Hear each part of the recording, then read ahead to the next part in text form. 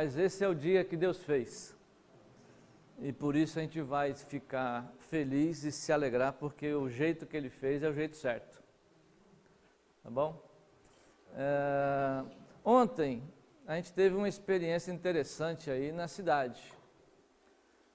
E até aproveitando a historinha lá da van, né, que leva a meninada para passear nos programas culturais, conhecer a cidade. E é um programa de turista. Então vocês foram turistas por um dia. É uma experiência interessante, né? O turista observa.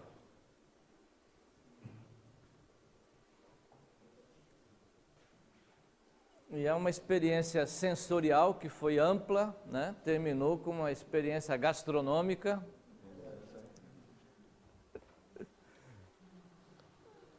E a ideia hoje é a gente fazer um programa diferente.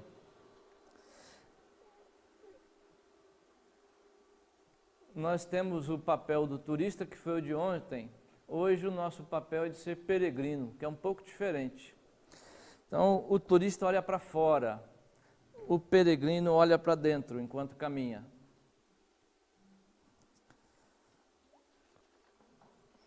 Todas duas são experiências sensoriais, mas a experiência do turista é muito observatória.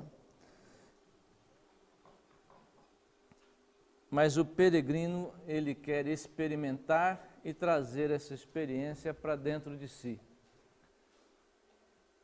A gente está experimentando um dia que Deus está fazendo, e Ele nos acordou com o cântico dos pássaros aí hoje.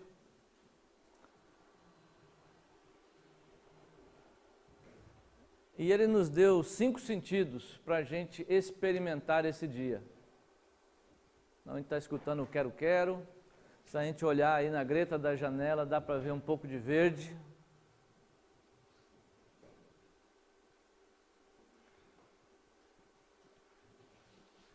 Lá fora é mais fácil sentir o cheiro do verde.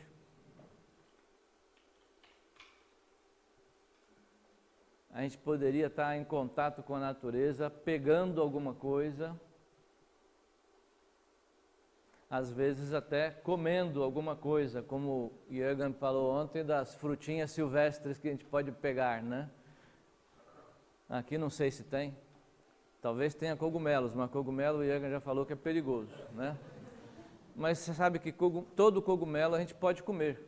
Sabiam disso? Todo cogumelo você pode comer. Alguns uma única vez.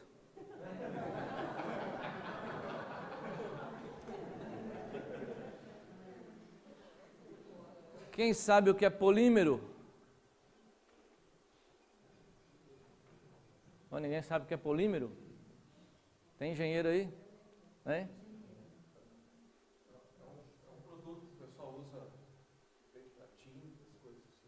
Polímero. Quem ajuda aí? Polímero?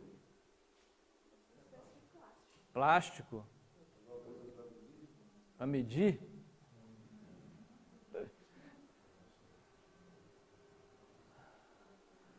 Hebreus 1:1. Deus falou polímeros. Deus falou muitas vezes. Deus falou politropos. Deus falou de muitas maneiras aos nossos antepassados, aos nossos pais pelos profetas. Hoje, nesses últimos dias, nos fala através de seu Filho. E Deus continua falando. Estamos escutando Deus? Estamos percebendo Deus? Às vezes a gente faz muito barulho que a gente só escuta o nosso barulho, né? O nosso ruído, e não escuta a presença de Deus. O desafio que Jesus fala no Sermão do Monte é para a gente observar os passarinhos, observar as flores do campo. Passarinho dá para a gente ver e ouvir, né? Pegar é mais difícil, mas florzinha dá para pegar, cheirar, Então são maneiras de Deus nos falar e da gente perceber esse Deus. Ontem eu fui no Monte Horebe. Elias esteve lá, eu fui atrás para ver, né? Então no Monte Horebe, Elias foi para a caverna. E Deus falou com ele na caverna. Só que Deus fala de maneiras esquisitas, né? Deus fala na turbulência do avião, no mar revolto da Luciana. E lá no Monte Horebe o vento forte que estava quebrando as pedras, não era Deus que estava falando, era só barulho mesmo. Depois passou um terremoto, uma turbulência lá no morro, mas também não era Deus que estava falando, era só barulho mesmo. Depois houve um fogo, mas não era Deus que estava falando no fogo. Depois veio uma brisa suave, um cicio. E Deus falou nesse cicio, e o profeta ouviu.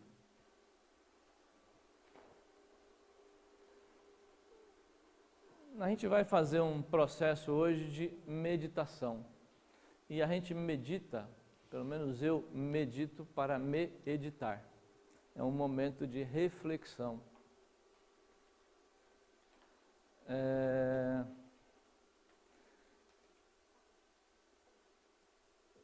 Eu quero dar alguns minutos para você silenciar seu coração, seu corpo e tentar ouvir o que Deus está querendo te falar nessa manhã. Fica confortável na tua cadeira aí. Faça o menos ruído possível para a gente estar ouvindo o silêncio de Deus. Você já fez essa pergunta para você mesmo?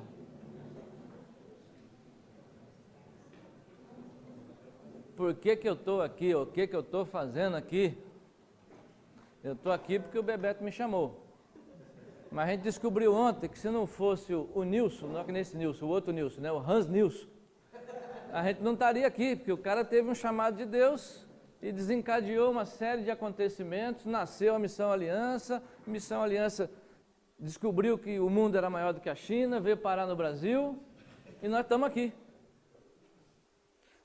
Mas mais do que isso, a gente está aqui porque Jesus, há 2000 anos atrás, morreu naquela cruz. Nós estamos aqui porque muitos mil anos atrás, Deus planejou tudo isso. Antes da gente ter nascido, antes do mundo ter acontecido, antes de ter botado aqueles dois marmanjos lá no jardim, né? É o plano de Deus. E Ele combinou com a gente um encontro aqui hoje, está agendado.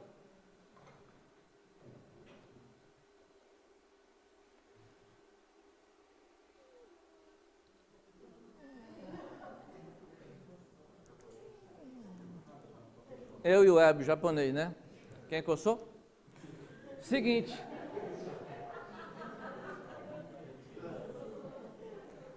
Bom, eu sou Oséias e alguém chegou depois, talvez não tenha aprendido que eu sou Oséias, está aqui. Mas eu existo por conta de encontros de famílias. Um bando de alemão resolveu imigrar para o Brasil. Deus incomodou-os lá com pobreza, com alguma encrenca, um sonho de uma terra nova, vieram parar aqui no Brasil, em Nova Friburgo, a galera. Olha o grande rio aí, ó. E de Nova Friburgo, os meus ancestrais foram parar nas Minas. Então, juntando essa salada aí, eu sou alemão das 4 patas, nasci capixaba. Então, já falei para alguns aí, eu nasci no Espírito Santo 2 vezes. Poucos têm essa honra. Mas sou mineiro, porque a minha família é toda mineira, morei com os mineiros, casei com a mineira, então sou mais mineiro do que capixaba, tá? E sou engenheiro. Comecei no hardware, depois passei para o software, e como eu falei para vocês, eu virei engenheiro de gente. Então agora é peopleware.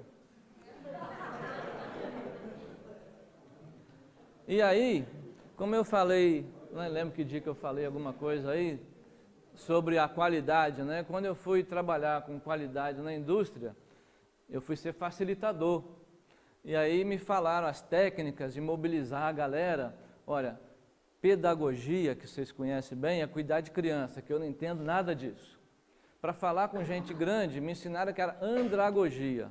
Ah, legal, é diferente, que o adulto já tem uma vida, uma história, uma experiência que você não pode desprezar, você tem que construir a partir dali. Legal. Só que depois eu fui entender melhor esse papo de andragogia. No grego, andros é para homem, antropos é para ser humano. Então eu me rebatizei de antropogogia. Então esse é o meu boteco hoje, minha consultoria.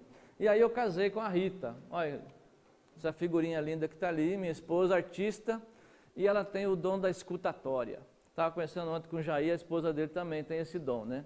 Isso é um negócio maluco, que as pessoas sentam do lado dela no ônibus, em qualquer lugar, né, no salão de beleza, e conta a vida inteira. É o dom da escutatória. Só que ela escuta não é só com os ouvidos, não. É com o corpo inteiro. Ela escuta com o olfato, com o olhar. E nasceu essa menininha ali, que é a Ruth, nossa filha que é psicóloga, está envolvida no CPPC. E a gente acabou adotando um menino. Esse rapaz ali, que ela resolveu casar com ele, não tive jeito, adotei. Então, esse menino ali é o Alexandre, ele era da banda do Vencedores. Quem lembra dos Vencedores que fazia aquelas caravanas pelo Brasil afora, né? Agora o modelo é diferente, eles têm só uma banda pequena e eles fazem apresentações, e eles gravaram um DVD, ficou muito bonito. Ele é da banda anterior à atual. E hoje ele tem o grupo Tauató, que é um passarinho. E até, Nilson, avisa o pessoal aí que tem mais variedade, né? Não é só, como é que é, urubu, que vocês chamaram lá, árpia, sei lá o quê. Então tem mais passarinho aí para dar nome nos escoteiros, tá? Esse tauató é um passarinho que está em extinção lá do centro do país. Bom, e eles estão lá na Comunidade de Jesus junto com a Shirley, né? Tá bom. Então, esse é meu, quem que somos, né? Bom, o Bebeto falou do bagaço. Talvez a gente esteja cansado aqui, fala, estou no bagaço já, né? Nos dias da semana, chega no sábado, e Deus sempre acha valor no bagaço. Tem um parceiro nosso lá de São Paulo que ele trabalha numa empresa de bioenergia, e do bagaço da cana os caras estão tirando energia. É o etanol de segunda geração. Então, até na indústria os caras estão achando valor no bagaço da cana, né? E essa história do bagaço me lembra muito esse texto aqui. Aqui, ó. O meu servo, o meu escolhido, eu vou botar nele meu espírito, ele vai trazer justiça para as nações. Só que esse cara não vai sair gritando pelas praças, não. É um cara que, de mansinho. E a cana quebrada, ele não esmaga, não. E o pavio que fumega, aquele restinho da vela, ele não vai lá e apaga de vez, não. Então, naquele restinho da cana, no restinho do pavio, ele põe potencial, ele vê potencial naquilo, vê valor naquilo. E esse é o mesmo Deus que nos chama. Te chamei em justiça, te seguro pela mão, vou te guardar, vou fazer de ti um mediador, uma luz para as pessoas, para dar visão aos cegos, libertação aos cativos. Chamou Jesus para isso, chamou a gente também. Quem está disposto a ser este servo? Deus está chamando. Jesus percorria as cidades e aldeias, ensinando nas sinagogas, proclamando o Evangelho, curando as enfermidades e doenças. E ao ver as multidões, teve compaixão. Compaixão, empatia. Ele se pôs nos lugares das pessoas, sofreu com elas, sentiu o que elas estavam sentindo e elas estavam aflitas e desamparadas como ovelhas que não têm pastor. E essa palavrinha lá na Bíblia, que uma hora eles chamam de compaixão, outra hora fala que são as entranhas, outra hora fala que é o coração, o pastor antes falou do coração, né? É um negócio complicado, que é tão amplo, que não tem uma palavra que cabe tudo isso. Então, nos órgãos lá, né? Nossos órgãos vitais, aonde a gente tem as nossas emoções mais profundas, aquilo que mexe com a gente, né? Coração, empatia, compaixão. E na hora que Jesus dá a comissão para a gente, ele fala, olha, eu fui andando por aí. Então, botei até o mapinha aqui da Gorete, da Mônica, com licença, tá? Jesus andou nesse pedaço de terra aqui, ó, nasceu na Belém, viveu em Nazaré, viveu muito em volta desse lago aqui, o Mar da Galileia, né? Cidade de Cafarnaum, cidade de pescador, e andou percorrendo esse caminho aqui, né? Vinha para Jerusalém, aí tinha que passar na Samaria, e aí tem o tal do samaritano que a gente falou, né?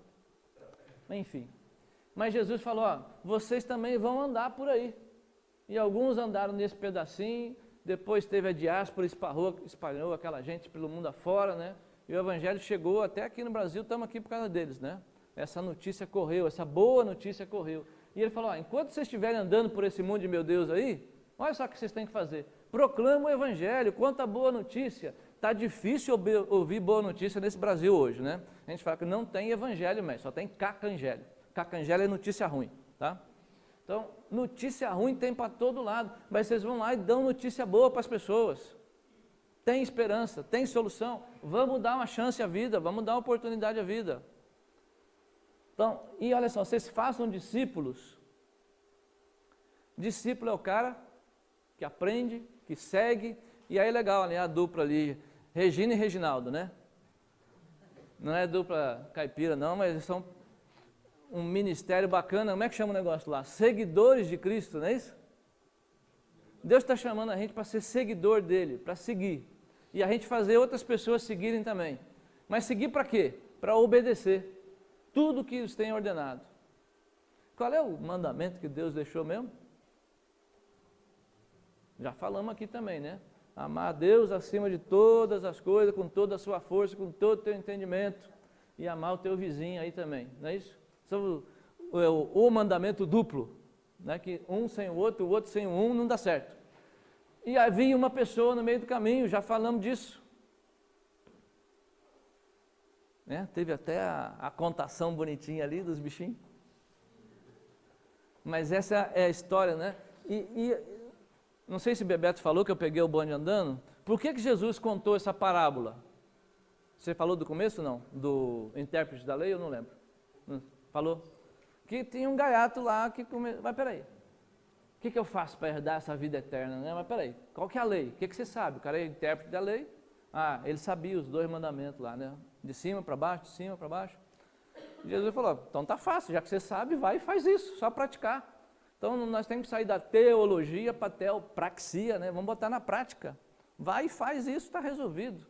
Mas o cara não estava entendendo, aí Jesus, vou desenhar para você. Aí desenhou a história do samaritano. Você sabe que essa história aconteceu lá em São Paulo também. Havia uma pessoa no meio do caminho. Esse aqui é o nosso amigo Miguel Centurião, 37 anos, passou 20 horas caído na calçada do pronto-socorro da Barra Funda, Zona Oeste de São Paulo, à vista de todos sem ser acudido. Alguém se tocou e resolveu, peraí, foi lá no posto de saúde, o cara está caído ali, precisa de socorro. A turma o irresponsável do centro médico lá falou, não posso, eu só atendo gente da porta para dentro, da porta para fora não funciona. Então tá bom, vamos ligar para o SAMU. SAMU, precisa levar o cara para o hospital. Onde é que ele está? Na porta do hospital. Não, ele já está na porta do hospital, não posso levar para dentro do hospital, não vou chamar, né? SAMU não levava da calçada para dentro. E ficou essa coisa, um impasse, 20 horas o cara lá. Até que chegou a reportagem, vamos filmar, aquela coisa toda. Aí alguém se coçou e botou o cara e cuidou dele lá. Bom, esse foi um homem que estava no meio do caminho que foi atendido, assim como o nosso samaritano o acudiu lá no fim da história. Teve uma outra história ruim. Outro morador de rua morreu na frente dessa mesma unidade. Passou a tarde e a noite inteira, morreu. Não tinha reportagem, não tinha um bom samaritano, o cara morreu. Morreu na contramão, atrapalhando o tráfego. Já viram isso aí, né? Bom, esse cara aí, não sei se vocês já leram o livro dele, que é o da inteligência emocional, Daniel Goleman, e ele fez uma palestra no TED, uma coisa muito interessante. Depois a gente pode até passar o caminho, né? O link lá para vocês verem, não vamos passar aqui, mas é interessante porque na Universidade de Princeton, estudantes de teologia, o pessoal fez uma experiência lá. Olha, vocês vão preparar um sermão. E aí pegaram assim, metade da galera, eles falaram assim, olha, o texto é esse aqui, o texto é do bom samaritano.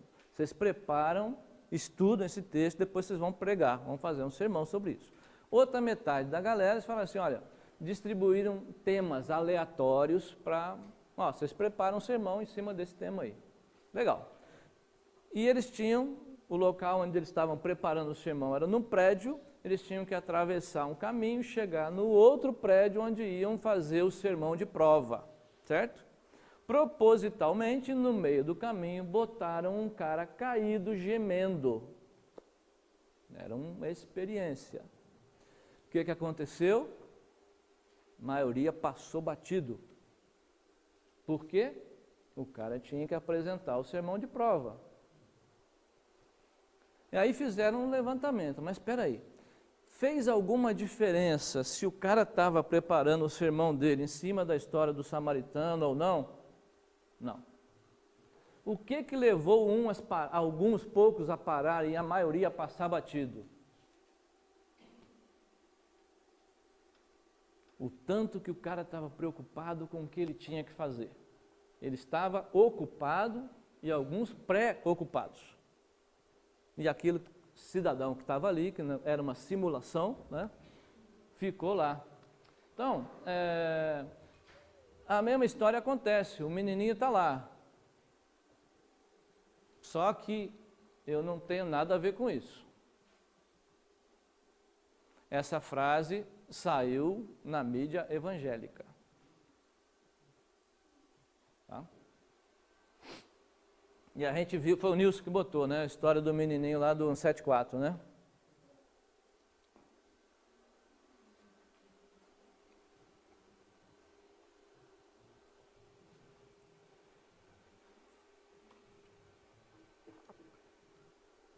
O que o Goleman colocou para a gente é um compaixômetro.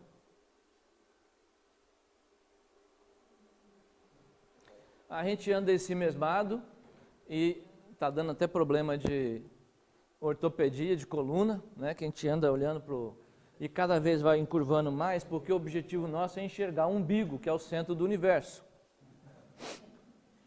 Então essa ensimesmação a gente esquece e não percebe que tem pessoas. Não sei se vocês souberam, tem uma experiência também na Universidade de São Paulo, a turma do São Remo aí deve saber. Um professor lá, se não me engano, era professor de psicologia, o cara ele vestiu um manto invisível, se tornou invisível. Sabe dessa? Era professor de psicologia mesmo a história, não? Psicologia social. Então, o que o cara fez? Ele fez uma experiência. Eu vou me vestir de gari. Ele ficou de gari na USP, trabalhando. Se tornou invisível. Na hora que você quiser se tornar invisível, é só vestir o uniforme de gari, né? Beleza? Então, assim, essa percepção do outro é muito relativa. A gente vai se tornando ensimesmado. E para sair desse modelo não é fácil. Porque a gente foi programado para ser egoísta desde que os casalzinhos lá resolveram comer aquele pedaço de maçã lá. E de lá para cá o negócio complicou. E a gente chega, e o apóstolo Paulo no Romanos 12 fala, galera, vamos sair da manada. Olha só, ao invés de se conformar ao que todo mundo faz, que esse é o modelo do mundão aí, nós precisamos nos transformar, né? E é uma completa mudança de mente, a tal da metanoia, a gente tomar vergonha e tomar coragem de andar na contramão, tá todo mundo indo para lá, não, o certo é ir para frente, né? É aquela coisa de fazer o certo mesmo que os outros não estejam fazendo. E esse cara aí falou, olha, na vida está tudo relacionado, é uma teia inescapável de mutualidades. E a gente está nesse mundão aí, a gente acha assim, não, o problema é lá na Síria, o problema é lá com o outro, não é comigo. Eu estou preocupado, estou ocupado. Como é que a gente sai desse círculo vicioso, né? Então, Paulo é um cara interessante que ele faz umas provocações, né? Em Coríntios ele fala, olha, vou contar para vocês o caminho das pedras. Eu vou ensinar um modelo mais excelente. Quem falou de excelência? Foi o pastor? Excelência. Então, assim, mediocridade e excelência. Manjou a diferença? Então, média, sou igual a todo mundo, não. É um caminho excelente. E a proposta é essa. E a história que Paulo conta aqui nesse texto dos Filipenses é muito interessante. Teve um cara lá chamado Epafrodito, que foi ajudar o Paulo. Então a igreja de Filipenses mandou um portador de recursos, de boas notícias para ajudar o Paulo, que ele estava na prisão. Então ele falou, olha só, eu vou devolver esse cara para vocês, mas com muito, né? Não estou afim de devolver de jeito nenhum, mas vou devolver. Porque esse cara aqui para mim, ele foi meu irmão, cooperador, companheiro de luta, o mensageiro que vocês mandaram para ajudar na minha necessidade, mas ele está com saudade de vocês. Ele está angustiado. Por quê? Vocês ficaram sabendo que ele estava doente, tá? Então, assim, na verdade ele ficou doente, quase morreu, mas Deus teve misericórdia. Então, não somente dele, mas também de mim, para que eu não tivesse tristeza sobre tristeza. Então, eu vou enviar para que vocês, quando virem novamente, fiquem alegres e eu tenha menos tristeza. Vamos dar um aprofundamento nessa mensagem aqui. Olha só o currículo do Epafrodito. O cara não é fraco, não, né? Então, o cara é meu irmão amado, cooperador, trabalha junto comigo, companheiro de luta, soldado lutando mesmo, mensageiro, ministro que veio para suprir as minhas necessidades. Esse é o currículo do cara. Então, na hora que a gente vai se qualificar para servo, esse é o padrão, tá bom? Alguém está se candidatando aí? Então, assim, a gente fala assim, olha, a gente não está fazendo mais nada que obrigação, né? Servo inútil. Esse aqui é um servo melhorzinho. E aí é o seguinte, como é que é a história? Por que o Paulo tem que mandar esse cara de volta? Porque ele está com saudade. E aí, é esse botãozinho amarelinho aqui, olha só. O Paulo está triste, porque o Epafrodito está triste, porque os filipenses são tristes. É uma cadeia de tristeza, né? Então, Paulo não está apenas preocupado com o Epafrodito, não, ele está preocupado porque os filipenses estão preocupados com o Epafrodito, que é preocupado com ele. É uma preocupação em cadeia. Olha que loucura. Como é que a gente sai desse círculo vicioso aqui? Vamos fazer um círculo virtuoso. Eu vou enviar, que na hora que vocês ouvirem, vocês vão ficar alegres e eu também vou ficar menos triste. Então, olha só, se ele voltar, os filipenses vão ficar bem, o Epafrodito vai ficar bem e o Paulo também vai ficar bem. Então, criou uma cadeia da alegria. Tá bom? Então é isso. E olha um pouco mais da história desse Epafrodito aqui. Esse cara, vocês vão receber com honra, com alegria. Por quê? Esse cara se arriscou. O amor dele, a causa de Cristo era tanto que ele arriscou a vida. Vai saber, não conta porque, vai saber que ele passou no caminho lá dos salteadores da Samaria, lá, aquela coisa toda, mas ele passou sufoco para chegar lá, né? Então ele arriscou a vida. E a palavra desse arriscar a vida é a mesma de um cara que é um jogador, que está fazendo apostas, está apostando a sua própria vida. Isso é o nome com que os cristãos eram chamados, e podemos ser chamados. São pessoas que se arriscam, que arriscam a sua vida para servir, para ajudar os outros. Como foi na epidemia do século XIII. Ninguém ia se meter lá porque a peste estava pegando, você ia lá, você ia se contaminar. Os cristãos se arriscavam. E hoje, o quanto que a gente está em si mesmado, olhando para o umbigo, e o quanto que a gente está vendo o outro, e além de ver o outro, eu estou me movendo em direção ao outro. Porque isso tem um risco. Aí eu falo, não, risco eu não quero. Sim, faltou um negócio aqui, olha só. Todo mundo conhece João 3,16, sabe de cor desde pequenininho, né? Porque Deus amou o mundo de tal maneira que deu o seu Filho unigênito para que todo aquele que nele crê não pereça, mas tenha a vida eterna. Esse versículo é 10, certo? Eu gosto disso, eu me alimento disso, porque é o amor de Deus por mim, coisa linda. Só que a gente esquece que tem o primeiro João 3,16, e aí o bicho pega. Olha só, esse é o amor, Jesus Cristo deu a sua vida por nós, e nós devemos dar a nossa vida pelos nossos irmãos. Esse versículo eu não quero decorar não, cara. Esse é perigoso, é muito arriscado, né?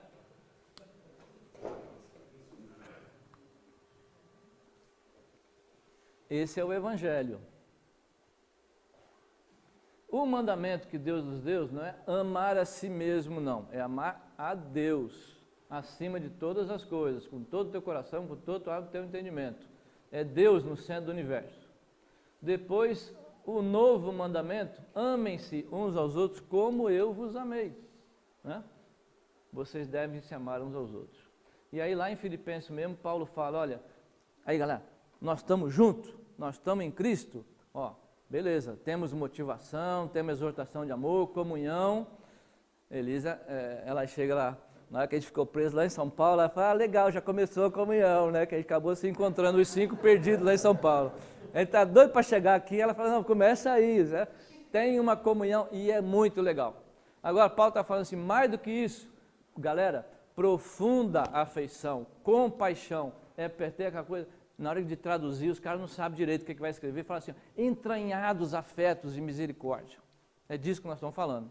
Então, vocês escolhem a palavra que vocês quiserem, mas esse mexer, esse mover do Espírito, que vem de dentro, porque essa é a tal da motivação, da compaixão. E essa coisa é daquele laço lá do melhor é serem 2, né? Quando é o nó das 3 cordas lá, ninguém arrebenta esse negócio, não. Então, é um pouco assim de compaixão, tá ligado nas pessoas, né? E essa imagem do Rembrandt é muito legal, né? De ele acolher o menino que está voltando, e a gente começa, não, esse aqui não. Olha o gostosão lá do irmão que não foi, né? Não, como é que vai acolher esse cara aqui? Foi lá, bagunçou tudo, gastou a grana toda, e a gente não vai aceitar de volta? Peraí, né? Não dá. Então, compaixão, aqui está no cantinho, não sei se dá, é ver, é ouvir, é falar, é agir. Juntos damos uma chance, uma oportunidade à vida. Então aqui tem uma missão. A missão é o que Jesus nos dá.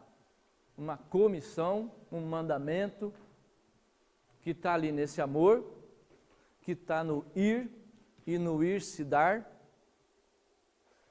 mas também está numa aliança, porque a gente vai junto. Então juntos damos, podemos dar, daremos.